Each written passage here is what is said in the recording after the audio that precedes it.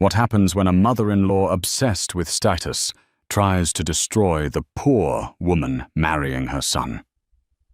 She hurls insults. She plots. She condescends. She plans to humiliate the bride, a quiet librarian in front of everyone. But she's made a fatal mistake. She thinks the bride is marrying for money, not realizing that Elara Vance isn't just marrying into wealth. She's about to inherit an empire that could buy and sell this entire family 1,000 times over. The only question is, when will the mask finally drop?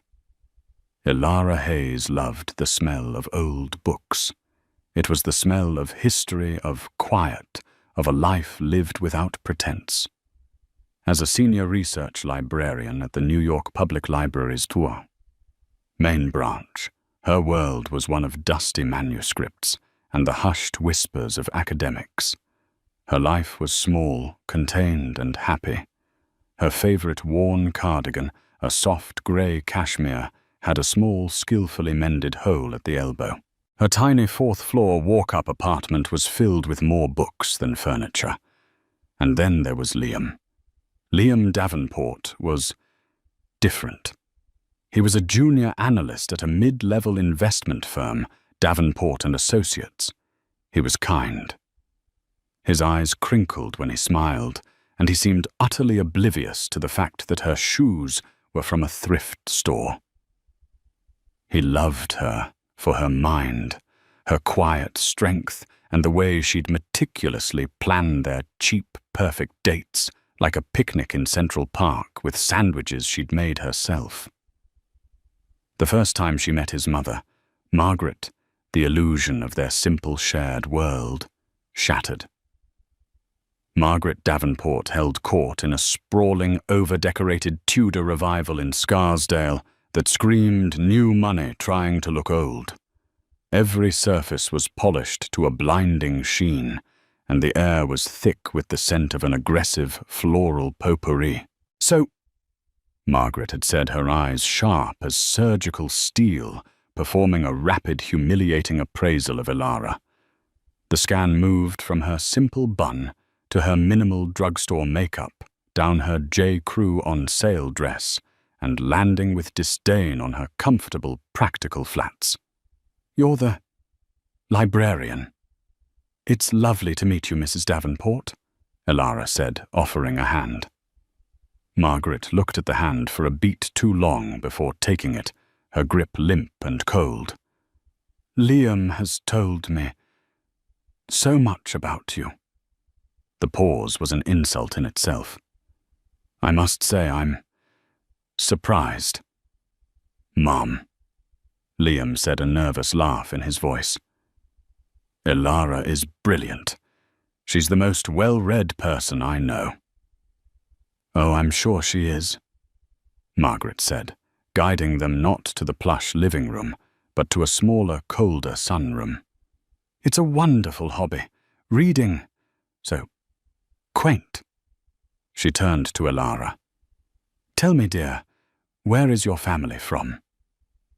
This was the question Elara dreaded. I don't really have any family," she said, her voice quiet but steady. "I was raised by my grandfather. He passed away recently." "Oh." Margaret's eyes lit up, not with sympathy, but with the cold, bright light of calculation. "Orphan. No connections. No money." "My condolences. How difficult for you. To be all alone. It's a good thing you found Liam.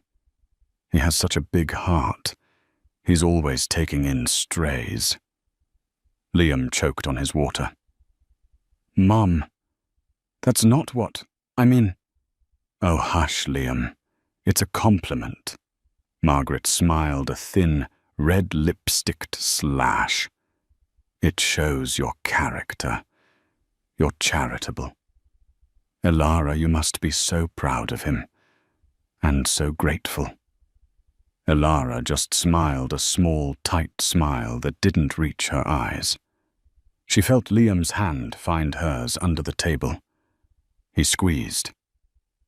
"I'm here," the squeeze said. "I'm sorry." But Elara knew with a sinking, cold certainty that this was only the beginning. Margaret Davenport had appraised her, found her wanting, and declared a war. Elara had never asked to fight.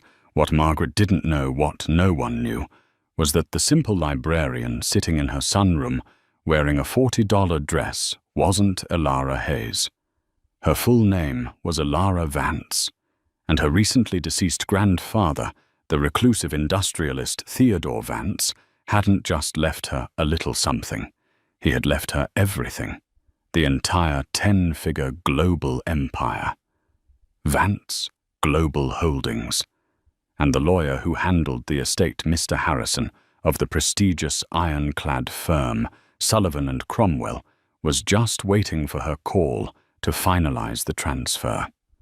A call she was delaying because for one brief, beautiful moment, she had wanted to be loved for being simply Elara. Liam proposed 6 months later on the Bow Bridge in Central Park. It was snowing lightly, the city noise was muffled, and he didn't have a big speech. He just looked at her, his eyes full of earnest, uncomplicated love, and said, "I don't want to live my life without your brain next to my brain, or your heart next to mine. Will you marry me, Elara?" She said yes, crying, and kissed him. The ring was modest, a simple solitaire he'd clearly saved for months to buy. Elara loved it more than she would have loved the Hope diamond. Margaret, upon hearing the news, went silent for a full 30 seconds. Then she let out a sound like a punctured tire. "Well, that's sudden. I suppose congratulations are in order. And then we will be hosting an engagement party. This Friday, at the club." The club was the Oakview Country Club, a place Margaret and her husband Arthur Davenport could just afford the membership for. It was their primary stage for projecting a wealth they didn't quite possess. Arthur's firm, Davenport and Associates, was propped up by a few key clients, and as Elara would later discover, a worrying amount of debt. Elara arrived at the party with Liam wearing the nicest dress she owned, a simple, elegant navy blue sheath. She'd had her hair done a simple chignon. She immediately felt like a sparrow in a flock of peacocks. The women, Margaret's friends, were a terrifying brigade of taut skin, aggressive jewelry, and judgmental stares. Their names were Brenda and Cynthia, and they descended on Elara like vultures. "So this is the girl," Brenda trilled, her bracelets clacking. "Liam, you didn't tell us she was so natural." "She's a librarian, Brenda," Margaret said, sweeping by with a tray of champagne. "They don't have time for things like highlights." But the true pièce de résistance of Margaret's cruelty was standing by the fireplace. "Oh, look," Margaret cried with the false surprise of a bad actress. "Serafina." "You made it." Serafina was, Elara noted with a dull ache, the physical opposite of her. Tall, blonde, sculpted and draped in a red dress that probably cost more than Elara's rent for the year. She was, as Margaret had mentioned, no fewer than 5 times from the Sinclair family, whose name was plastered on the side of a hospital wing. "Liam, darling," Serafina purred, ignoring Elara completely as she air-kissed Liam. "I was so surprised to hear your news. It all happened so fast. Why, the last time we talked, you swore you were a confirmed bachelor." "Hi, Serafina," Liam said, his back stiffening as he pulled Elara closer. "I'm glad you could make it. This is my fiancée, Elara Hayes." Serafina's eyes, a cold, pale blue, finally landed on Elara. She gave her the same head-to-toe scan Margaret had. "Ah, Yes, the librarian. How charming. Liam, you always did have a soft spot for a project. The night went downhill from there. Margaret orchestrated the entire evening to highlight Alara's otherness. She asked Alara about her non-existent family, her tiny apartment, her little job. With every question, she painted Alara as a desperate, penniless waif who had cleverly trapped her son. The climax of the evening came with the toast. Margaret stood, glass raised, a shark's smile on her face. "To my son Liam." She began, her voice dripping with false emotion. "He has always been such a generous boy.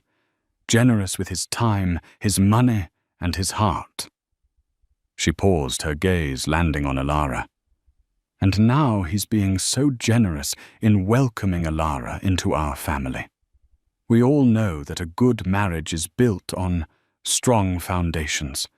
And while Alara, well, laughter, while she may not be bringing traditional assets to this union, we are happy to provide her with a foundation she has never known. We are just thrilled that Liam is rescuing her from a life of, well, you know, to Liam and his new bride." The silence that followed was suffocating. A few of Margaret's friends tittered. Liam looked horrified. "Mum, Alara just stood there, her face pale, her hands shaking. She had been publicly, expertly, and viciously branded. She was the charity case, the poor, lucky librarian who had landed the rich son. She turned, and without a word walked out of the room, leaving Liam calling her name, the sound of Margaret's triumphant fake laugh echoing in her ears. Alara didn't go home. She walked. She walked for blocks in the cold Scarsdale night, the thin soles of her shoes clicking on the pavement. The humiliation burned hot in her chest, a physical, sickening weight. It wasn't the words themselves. It was the truth that Margaret had so skillfully twisted. Alara was poor. She did live in a tiny apartment. She was, by all appearances, a stray. She finally sat on a cold park bench. She took out her phone. She didn't call Liam. She called the only other number she had favorited. "Mr. Harrison, I'm sorry to call so late." "Ms. Vance." The voice on the other end was immediate, warm, and sharp as a tack. Mr. Harrison, a senior partner at Sullivan and Cromwell, never seemed to sleep. "It is never too late. Are you all right? You sound distressed." I just..." A sob escaped her, and she muffled it. "My grandfather. Did he know people were like this?" There was a long pause. "Ms. Vance, Alara, your grandfather, Theodore, was one of the shrewdest men I ever knew. He built an empire in a world of sharks. He knew exactly what people were like, and he knew exactly who you were. That is why he protected you, and that is why he left it all to you." Alara thought of her grandfather, a gruff, brilliant, reclusive man. After her parents' early death, he'd raised her, but not in the lap of luxury. He'd raised her in a modest house in Queens, under the pseudonym Theo Hayes, insisting she work for her allowance, get a public library card, and take the bus. He taught her the value of $1, but more importantly, the value of not needing one. He'd only revealed the truth to her when she graduated from Columbia, a scholarship she had earned not knowing his foundation had quietly backed it. He'd shown her the Vance side of his life, the discreet but massive power, the global holdings in logistics, emerging tech, and high-stakes real estate. "Why, Grandpa?" she had asked, stunned. "Why hide this?" "Because Alara," he'd said, his hand on her shoulder.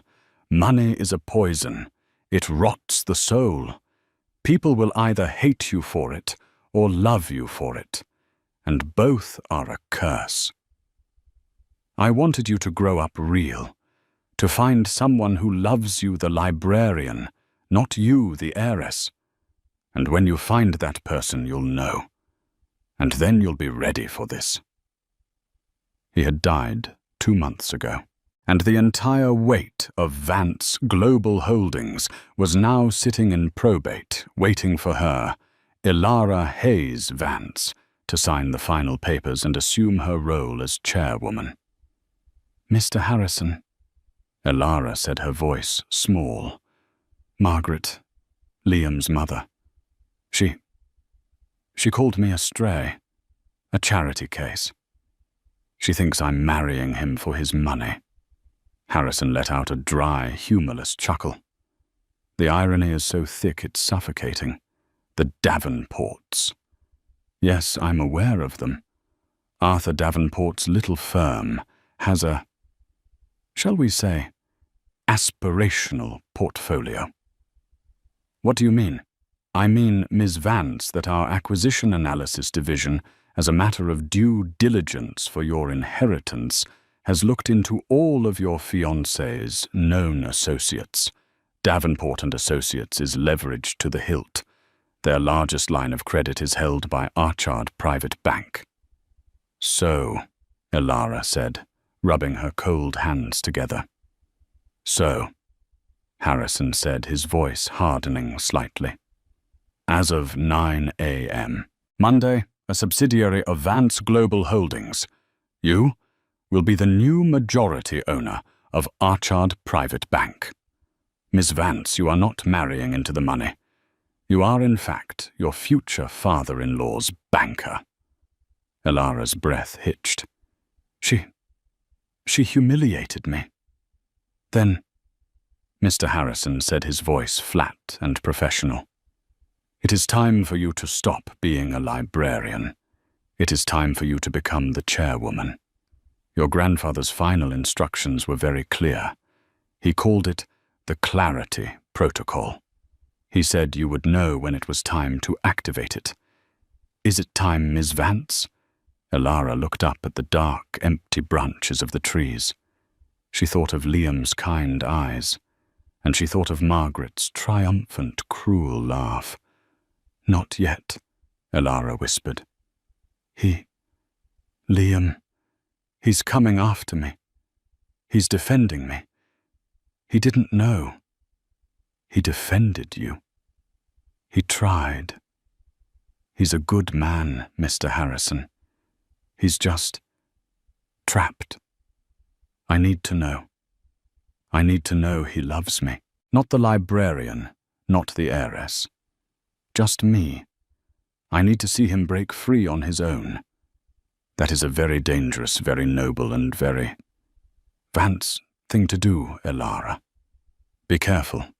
These people are not playing. Your grandfather's estate is not a game." "I know," she said, as Liam's car pulled up his headlights, washing over her on the bench.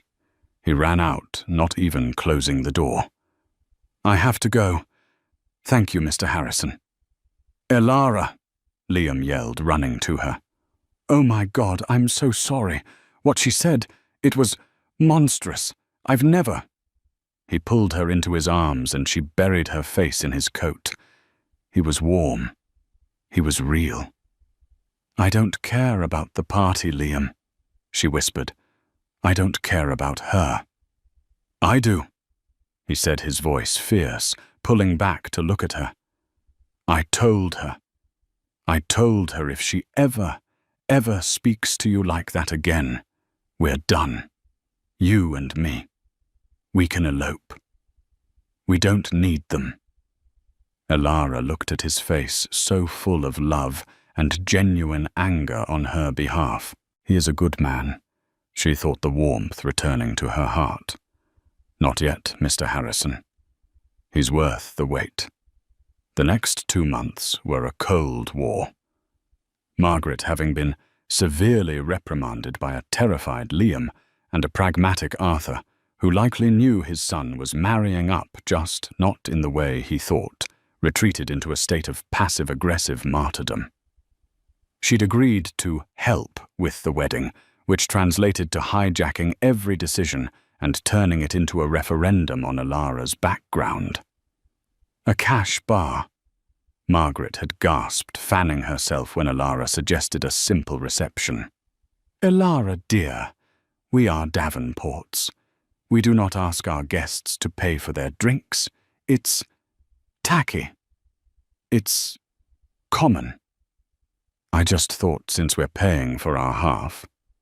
"Oh, your half?" Margaret had sighed as if Ilara had suggested they hold the reception in a back alley. "Darling, Liam's half is by default our half, and we will not be serving kegs." The true battlefront, however, was the dress. Ilara had a simple request. She wanted to wear her mother's wedding dress. It was a simple vintage lace gown, timeless and beautiful.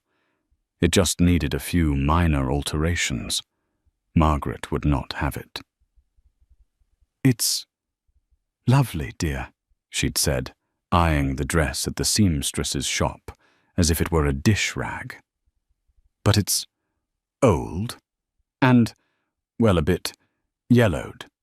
Don't you want something new, something white?" "I like it," Ilara said firmly. "It's my mother's." "Yes," Margaret said, a fake, pitying tone entering her voice. "But you're a Davenport now, Ilara, or you will be. And the Davenports have a standard to maintain. People will be looking." Margaret, in a move of stunning aggression, scheduled an appointment at the Vera Wang flagship on Madison Avenue, just to look dear. Ilara went sensing the trap. Liam and Margaret were ushered into a private plush viewing room. A smiling consultant brought out dress after dress, each one a froth of tulle and silk, each one costing more than Ilara's annual salary. "Now this," Margaret breathed as a model emerged in a gown that was more architecture than dress, "is a wedding. This is a statement." "It's beautiful," Ilara said honestly. "But it's not me, and it's 18,000. Price is just a number, darling." Margaret waved her hand. "When you're talking about the most important day of your life, it shows investment." Liam, sensing Ilara's discomfort, stepped in. "Mum, it's beautiful, but Ilara gets to choose her own dress. If she wants to wear her mother's, she will." Margaret's face tightened. The consultant, sensing the tension, quickly said, "Of course, perhaps something more classic." Ilara was saved by her phone buzzing, an urgent text from the library. She excused herself, stepping into the hallway. It was Mr. Harrison. Text meeting moved up.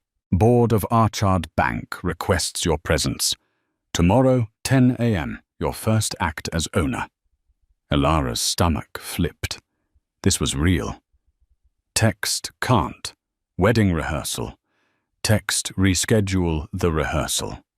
This is a $400 million debt portfolio. They need to see the new chairwoman. Your car will be at your apartment at 9 a.m. Wear a suit. Ilara returned to the dress room, her mind miles away, her spine several inches straighter. Margaret was holding up a tiny, crystal-encrusted bodice. "Ilara, we thought this one was a perfect compromise." "No," Ilara said. The room went silent. "No," Margaret repeated, her voice dangerously sweet.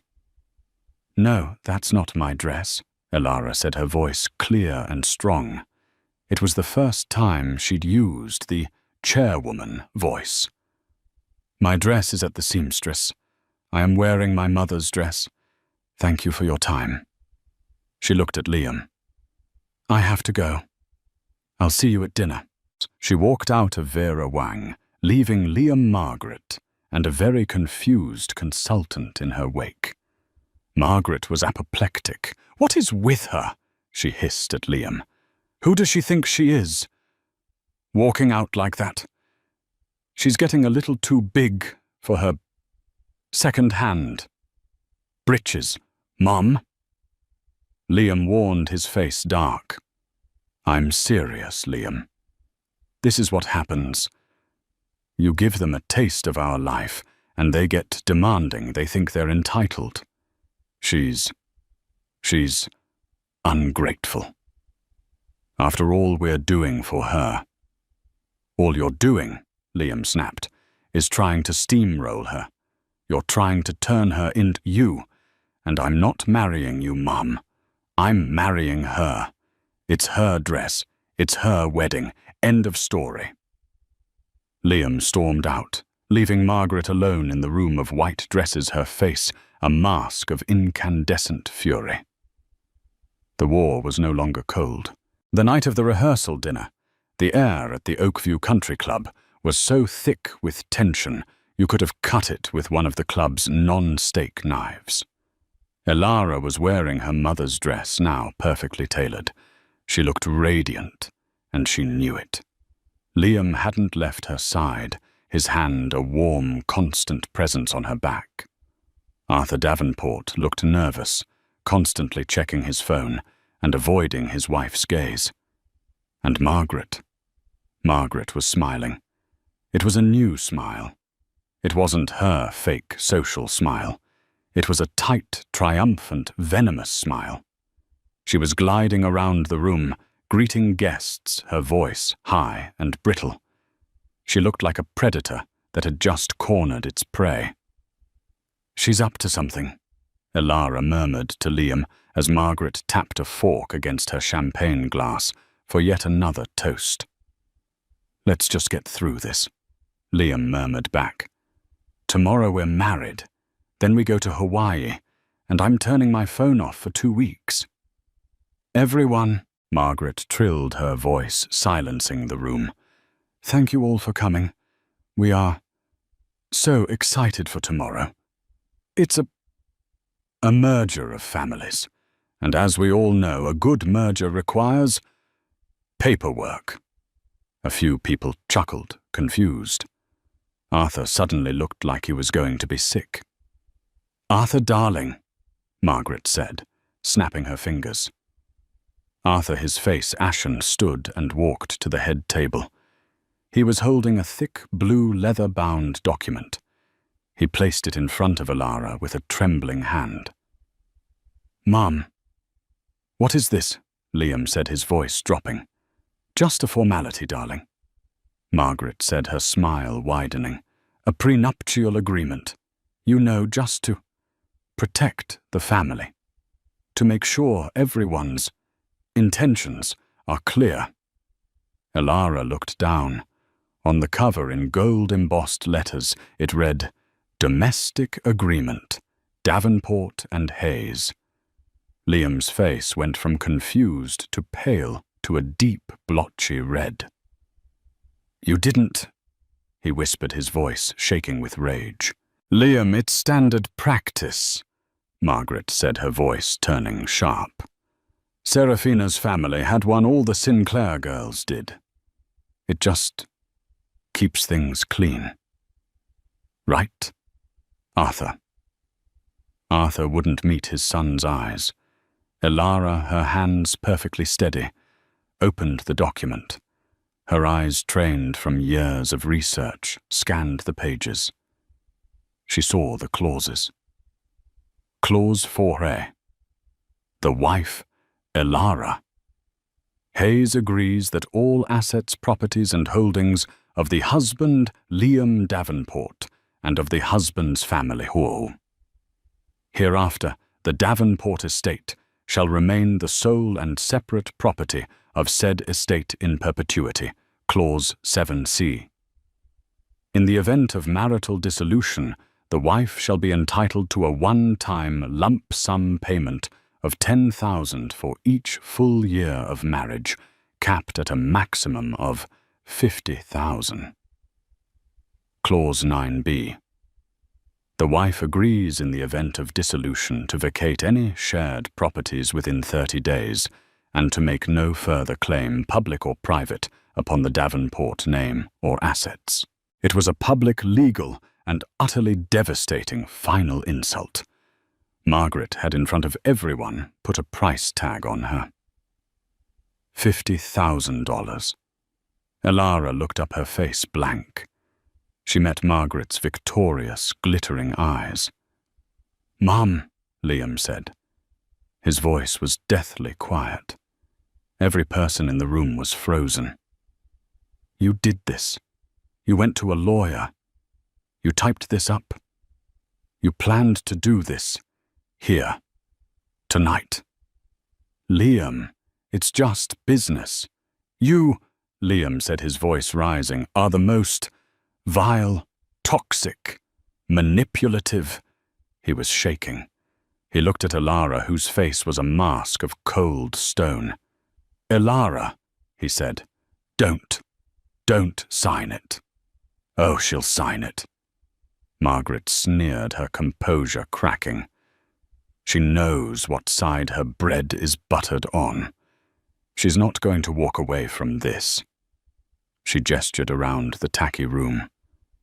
"Over a little paperwork. She's a smart girl. She knows a good deal when she sees one. She's trading. Nothing. For everything." That was it. That was the moment. The final fatal error. Liam looked at his mother, and it was as if he was seeing her for the first time. The scales didn't just fall from his eyes. They shattered. He saw the cruelty, the obsession, the emptiness. He saw that she wasn't protecting him. She was using him. He picked up the heavy leather-bound document. "Liam, don't you dare!" He ripped it in half. Then he ripped the halves in half. The sound of tearing paper was the only sound in the room. He threw the pieces on the floor at his mother's feet. "You're done," he said to her, his voice low and vibrating with a finality that chilled the room. "You have been a poison in my life for years, and I let you. I let you hurt the only person I have ever truly loved, because I was weak, and because I was your son." He turned to the room. "The wedding is off." Elara's head snapped up. "No. No, wait," Margaret said, her face draining of all color. "This was not part of the plan. Liam, don't be dramatic." "The reception is off," Liam corrected, his voice like ice. "The party at this club is off. My life with you is off." He turned to Elara. "Elara, I love you. I am so sorry. I will spend the rest of my life making this up to you. But we are not getting married here. And she, he pointed at his mother, is not coming. You're not invited." He took Elara's hand. "Let's go." "You'll be back," Margaret shrieked, her voice cracking the mask of the society matron gone, revealing the terrified, ugly woman beneath. "You'll crawl back. When she's bled you dry, you'll be back. She's a leech. Liam A. Gold. Digging. Leech." Liam and Elara didn't look back. They walked out of the room, leaving Margaret standing alone in a sea of torn paper and stunned silence. They were in Liam's car, parked in the club's lot. Liam's head was on the steering wheel. He was sobbing. Not loud, dramatic sobs, but the quiet, racking sobs of a man whose world had just been irrevocably broken. Elara, her own heart aching, just put her hand on his back. "I'm sorry," he choked out. "Elara, I'm so sorry. I can't even." "Liam," she said, her voice soft. "Look at me." He lifted his head. His eyes were red, his face a mess. "I've ruined everything. Our wedding." "You didn't ruin anything," she said, taking his face in her hands. You saved it. You saved us. What you just did, that was the bravest, most wonderful thing I have ever seen." "But the wedding, all our guests—" "It's just a party, Liam," Elara said. "We can get married at City Hall. We can elope. I don't care. I have you, and you just proved you have me." He looked at her, the love in his eyes so raw and real it made her chest ache. "I love you, Elara Hayes, more than anything. I don't care if we're poor. I don't care if we live in your tiny apartment forever. I just want you." This was it. The moment. The test her grandfather had set. The moment she knew that he loved her, the librarian. He had stood up to the dragon. He had chosen her, even when he thought she had nothing. "I love you, Liam Davenport," she said, and kissed him. "But we're not going to City Hall." She pulled out her phone. "Who are you calling?" "A friend," she said, her thumb hovering over the contact. "A wedding planner of sorts. Liam, do you trust me?" "With my life," he said without hesitation. She smiled a true, brilliant smile. "Good, because our wedding is still on for tomorrow. It's just had a significant venue change and a guest list update." She pressed the call button. "Mr. Harrison," she said, her voice dropping into a register Liam had never heard before. It was crisp, clear, and brimming with absolute authority. "It's Elara." She paused, listening. "Yes, he did. He's a good man." Another pause. "Yes," she said, her eyes glittering in the dark. "It's time. Activate the Clarity Protocol. Full press. I want the Wall Street Journal, the Financial Times, Bloomberg, everyone. And I want the board of Archard Bank. Tomorrow, 10 a.m., the St. Regis Astor Ballroom." Liam was staring at her, his mouth open. "Elara." "What?" She held up a finger, still listening to Harrison. "Yes. Send the jet for the Paris partners. I want them here. And Harrison." "Yes," she said, a small, dangerous smile playing on her lips. "Send an invitation to Margaret and Arthur Davenport. Use my full name. I want to make sure they're there." She hung up. She turned to a completely bewildered Liam. "Elara? Hayes? What is going on? Who is Mr. Harrison? What's the St. Regis? What is Archard Bank?" "Archard Bank," Elara said, taking his hand, "is the bank that holds your father's debt. And Mr. Harrison is my family's lawyer. And my name isn't Elara Hayes." She took a deep breath. "It's Elara Vance. My grandfather was Theodore Vance. And well, Liam, I'm the new chairwoman of Vance Global Holdings." The Astor Ballroom at the St. Regis was not a room. It was a statement. Gilt-encrusted ceilings, antique crystal chandeliers, and walls draped in silk. It was a place designed for the declaration of dynasties and the ruin of empires. And it was into this hallowed hall that Margaret and Arthur Davenport walked, or rather were herded, at 9:45 a.m. Their morning had been a blur of pure, unadulterated panic. The 6 a.m. hand-delivered embossed invitation had been the first shock. "Elara Vance, chairwoman, Vance Global Holdings," it read, "requests your presence." "It's a typo." Margaret had insisted, her hands shaking, her voice high and brittle. "She's a Hayes. It's a pathetic little con. She's trying to extort us. She's angry about the prenup. Arthur, however, had gone silent.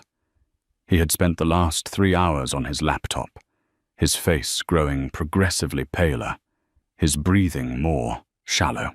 He had Googled Theodore Vance. He had Googled Vance Global Holdings. He had seen the obituaries, the reclusive billionaire, the mentions of a single unknown heir. And in a final frantic search that had him clutching his chest, he had Googled the new majority stakeholder of Archard Private Bank, the very institution that held the notes on his entire life. "Arthur," Margaret had shrieked, yanking on her garish peach-coloured mother-of-the-groom dress. "What is it? What aren't you telling me? Where is Liam? He won't answer his phone. We have to go, Margaret." Arthur had whispered, his eyes wide and vacant. We just have to go." Now standing in the back of the ballroom, they were fossils on display. They were cordoned off, not with the red velvet ropes of a VIP section, but with the cold professional barrier of 2 stone-faced security guards. This was not the Oakview Country Club. The women here didn't clack with jewelry. They glowed with the subdued, terrifying aura of old money. The men in dark, identical Brioni and Zegna suits weren't gossiping. They were monitoring. The air was electric with the low, expectant hum of real power. Journalists from the Wall Street Journal, Bloomberg and the Financial Times lined the aisles, their faces grim, their recorders already on. A dozen bankers, vice presidents from J.P. Morgan, Goldman Sachs, and their terrified rivals at Archard huddled near the front, all whispering the same 2 questions. Who is she? And what does she want? Margaret, still in denial, scanned the room with a sneer. It's all so impersonal, she hissed to Arthur. So cold. No wonder she has no friends. Margaret, be quiet, Arthur pleaded, wiping a sheen of sweat from his upper lip. Just, please, be quiet. At 10 a.m. on the dot, the side doors opened, and Mr. Harrison walked to the podium. He was not the warm, reassuring lawyer from the phone. He was an executioner in a $10,000 suit. Ladies and gentlemen, his voice boomed, sharp and definitive. Thank you for coming on such short notice. We are at a pivotal moment. The estate of Theodore Vance, founder and guiding genius of Vance Global Holdings, has, as of 8 a.m. this morning, officially cleared probate. A wave of murmurs and the rapid clicking of keyboards filled the room. As per the final incontrovertible will of Mr. Vance, his entire estate, his holdings, and his full controlling interest in Vance Global and its subsidiaries have passed to his sole heir. For the past several years, this heir has been operating under a directive of anonymity, a personal request from Mr. Vance himself to study the world from a different vantage point. Harrison allowed himself a small, dry smile. That directive has now expired. It is my profound personal and professional honor to introduce to you the new undisputed chairwoman of the board of Vance Global Holdings, Ms. Elara Vance. The main doors at the back of the ballroom swung open, and Elara walked in. It was, Margaret thought, as if a bomb had gone off. The light in the room seemed to change, bending toward the woman who had just entered. 100 camera flashes ignited at once, a rolling thunder of strobes that illuminated her path. This was not Elara Hayes. This was not the quiet, mousy librarian in the mended grey cardigan. This was not the girl who blushed and looked at her second-hand shoes. This was a queen. She was wearing a custom-tailored cream-coloured silk wool suit by Armani Privé. It was not a dress. It was armour. Her hair, which she'd always worn in a soft, messy bun, was pulled back into a sleek, severe chignon that exposed the elegant line of her throat and the sharp, intelligent planes of her face. She wore no jewelry, save for a pair of simple diamond studs and a slim gold Cartier tank watch on her left wrist. Her walk was the most terrifying part. She didn't scurry. She didn't hurry. She strode. Her heels clicked on the marble floor with a slow, deliberate, metronomic rhythm, a countdown. Her eyes, which Margaret had always dismissed as mousy, were now cool, appraising, and utterly terrifyingly calm. They were the eyes of her grandfather, and beside her, walking in step, his face a mask of awe, terror, and incandescent pride, was Liam. He too was transformed. Gone was the rumpled J. Crew analyst. In his place was a man in a perfectly tailored midnight blue Tom Ford suit, a welcome gift from Mr. Harrison's team that had been waiting in the hotel suite they had decamped to after the disastrous rehearsal. He looked, Margaret realized with a sickening lurch, like he belonged with this creature. His hand was not on Ilara's back in a gesture of protection. His hand was in hers, and she was leading him. "No," Margaret whispered, her manicured nails digging into Arthur's arm. "No, it's a trick. It's a costume. It's... Arthur, what is this?" Arthur just moaned a low, defeated sound. Ilara and Liam ascended the stage, not even flinching at the wall of sound from the press. "Ms. Vance, Ms. Vance, what is your first move as chairwoman? What is the new direction for Vance Global? Is the Archard acquisition hostile? What are your intentions?" Ilara walked to the podium. She didn't tap the microphone. She simply stood before it. And the room fell silent. The chaos ceased. The shouting died. Every eye was on her. She took a breath. When she spoke, her voice was not the quiet librarian's murmur. It was a clear, crisp, and cultured alto, amplified by the speakers filling every corner of the vast ballroom. "Good morning," she said. "I am Ilara Vance." She paused, letting the simple 5-word statement land with the force of a gavel. In the front row, the Bloomberg reporter's jaw was slack.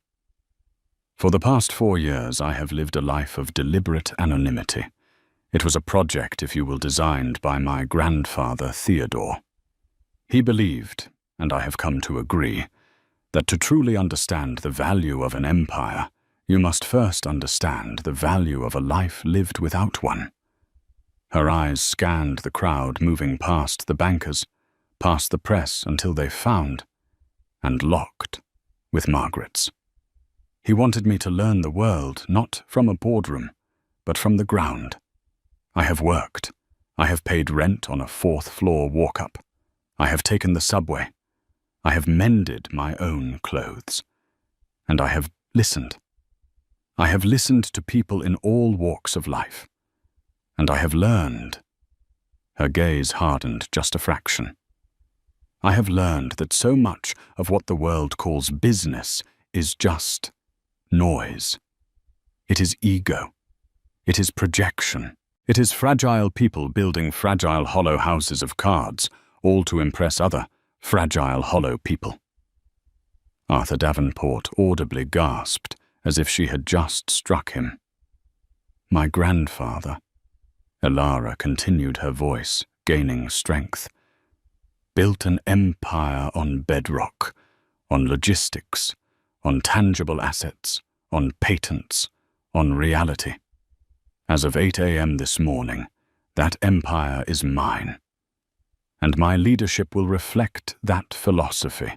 We will be investing in reality, in strength, in substance, and in accountability." She turned her head slightly. "Which brings us to our first order of business." She nodded to Mr. Harrison, who stepped forward holding a single slim file. "Thank you, Ms. Vance. As the new and sole majority owners of Archard Private Bank, we have spent the pre-dawn hours conducting a full audit of the bank's more troubled commercial loan portfolios. Mr. Harrison put on a pair of silver-rimmed reading glasses, a purely theatrical gesture. It has come to our immediate attention that one firm in particular has been derelict in its fiduciary responsibilities. That firm is Davenport and Associates, Mr. Arthur Davenport, proprietor. It was as if a vacuum had sucked all the air from the room. Margaret's face, a rictus of confusion, snapped toward her husband. "Arthur, what is this lie?" Harrison, ignoring her, continued in his dry courtroom monotone. "We have here a primary line of credit leveraged at 110% of stated, and we now find overstated assets. We have two separate breached loan covenants, one on October the 1st, one on November 3rd, which Mr. Davenport neglected to report." He looked up, his eyes cold. "And we have a default on a $4.2 million interest payment due 5 p.m. yesterday. The firm is by every legal and financial definition insolvent. It is a house of cards." This time Margaret screamed. It was not a shriek. It was a raw, primal, animalistic scream of pure, undiluted rage and confusion. "No, you're lying!" she shrieked, finally breaking free of Arthur's grasp and stumbling past the now useless security rope. She staggered into the aisle, her peach dress a grotesque splash of color in the sea of dark suits. You did this." She pointed a shaking, red-nailed finger at Elara. "You tramp, you librarian, you're nothing, you're a con artist. Arthur, tell them she's a leech. She seduced my son, she planned this. She's a gold-digging, horrible." The word died in her throat. Two large security guards had moved in, each taking one of her arms. "Ma'am, you need to—" Elara held up a single calm hand. The guards froze. They, like everyone else in the room, were now hers to command. Elara picked up the wireless microphone from the podium. She stepped away from the lectern, walking slowly, deliberately, to the very edge of the stage, until she was standing directly above the woman who had for 6 long months made her life a living hell. Margaret stared up her chest, heaving her face a blotchy, tear-streaked ruin. Her eyes wild with a hatred that was now indistinguishable from terror. "Me." Elara's voice was quiet, almost conversational, but the microphone made it an intimate, terrifying thunder. "Did I do this, Margaret?" She took a step closer. "Did I sign your husband's name on loans he knew he could never repay? Did I spend a decade living a lie, funding your country club memberships and your Vera Wang fantasies on borrowed money? Borrowed time, just to impress people you despise?" Elara's voice dropped. "You have been appraising me for 6 months. You've been worried about my background, my assets, my intentions. You, who live in a house of lies. You, who are and have always been a charity case." Margaret gasped a ragged, wet sound, as if she'd been physically struck. Elara had just used her own venomous words against her. "You were right about one thing, Margaret," Elara continued, her voice now cold and final. "A good merger does require paperwork. It requires clarity. As of this moment, the debt on your firm is called. The debt on your home is called. Vance Global is foreclosing. As of now. No. My house," Margaret whispered, her fight gone, replaced by a horrifying, hollow void. My everything. You can't. I can, Elara said simply. But I'm a generous person. She looked back at Liam, and her face softened just for a second. Liam gets that from me, I think. And I don't want to leave you with nothing. That would be tacky. It would be common. She walked back to the podium past the stunned, silent Liam. She reached into her suit jacket and pulled out a single folded piece of paper. Not a thick legal document. Just a check. She walked back to the edge of the stage. She did not hand it to Margaret. She handed it to Liam. Liam, his face carved from granite, looked at the check, then at Elara. A flicker of understanding of shared terrible justice passed between them. He nodded once. He walked down the steps.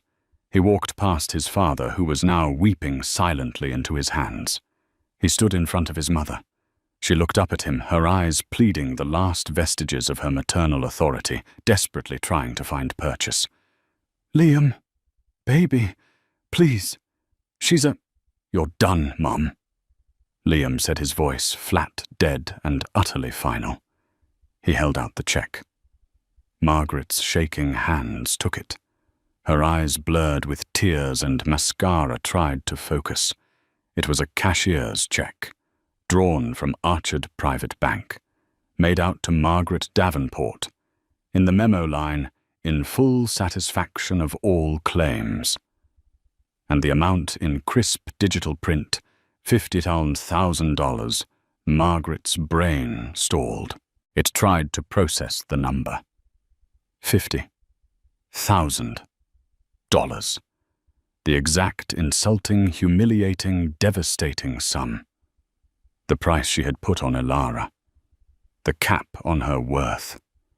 It was now being offered as her total, final, and pathetic severance.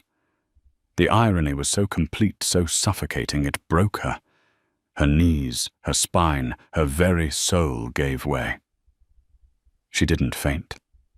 She collapsed. A ragged, ugly sob tore from her throat as she crumpled onto the priceless St. Regis carpet, the check fluttering from her limp hand. The room was utterly, profoundly silent. The journalists had forgotten their questions. The bankers had forgotten their stock prices. They had just witnessed a public execution. Elara watched for one long, cold beat. Then she turned. She walked back to Liam, who was already ascending the stairs, and took his hand, pulling him up to her level. She faced the press, her composure perfect. Her voice was clear, all business once more. Mr. Harrison will handle the details of the Davenport and Associates restructuring. As for me, she turned and smiled at Liam, a real, warm, brilliant Elara smile, a smile that flooded her face with a light the cameras had missed. I have a wedding to attend. My real wedding. She looked back at the stunned room. Thank you, ladies and gentlemen. That will be all. Hand in hand they turned. They didn't run. They walked. They walked off the stage through the side door, where a black Rolls-Royce was waiting, leaving the flashbulbs, the shouting, the financial ruin, and the ruins of Margaret Davenport behind them. In the end, Margaret's cruelty wasn't just a private humiliation. It was a catastrophic business mistake. She tried to insult the poor bride, not knowing she was standing in the way of the one person who held her entire fragile world in her hands. Elara and Liam were married that afternoon, not at the St. Regis, but on the lawn of her grandfather's, now her private estate in the Hamptons. It was small. The only guests were Mr. Harrison and the few old friends who had loved Elara when she was just a poor librarian. As for Margaret, she took the check. She had no choice. She and Arthur disappeared, moving to a small condo in Florida, their names erased from the New York society pages.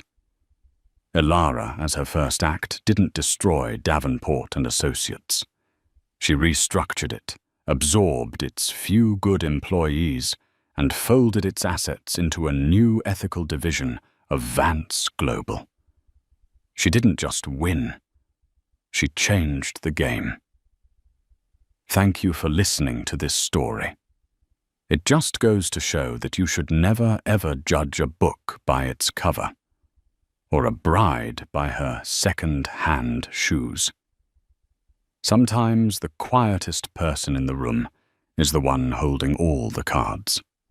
If you loved this story of drama twists and sweet, sweet karma, please show your support. It helps us so much. Don't forget to hit that like button. Share this video with someone who needs a good story. And most importantly, subscribe to the channel so you never miss an update. And we want to hear from you. What would you have done if you were Elara? Let us know in the comments below. We read every single one. Thanks for watching, and we'll see you in the next story.